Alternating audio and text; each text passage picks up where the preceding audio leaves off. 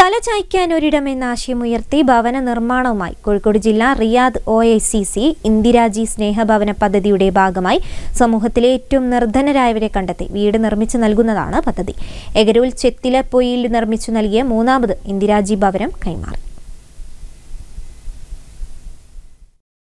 OICC Kozhikode ജില്ലാ Riyadh committee എഗരൂൽ ചെത്തിലപ്പൊയിൽ നിർമ്മിച്ചു നൽകിയ മൂന്നാമത് ഇന്ദിരാജി ഭവനം കൈമാറി.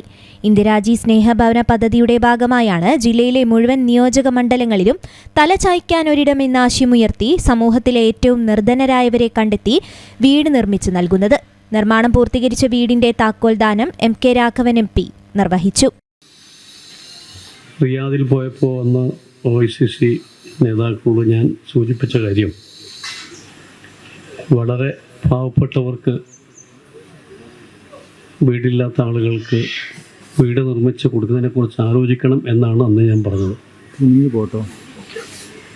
ഇപ്പോൾ സ്വാഭാവികമായും മുനീറും റഫീഖും എല്ലാവരും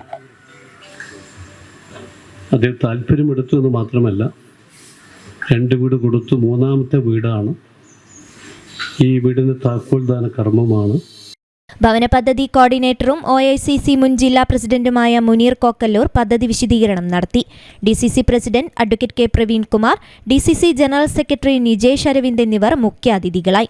ഇന്ദിരാജി ഭവന പദ്ധതിയുടെ chairman Navas Vellimadukunnu, convener Mohandas Vadakara, OICC ജില്ലാ പ്രസിഡന്റ് ഹർഷാദ് MT, ഭവന പദ്ധതി കോർഡിനേറ്റർമാരായ ഷഫീഖ് കിനാലൂർ, മുനീർ കോക്കല്ലൂർ, അബ്ദുൾ കരീം കൊടുവള്ളി എന്നിവരുടെ മേൽനോട്ടത്തിലായിരുന്നു ഭവന പദ്ധതിയുടെ പൂർത്തീകരണം.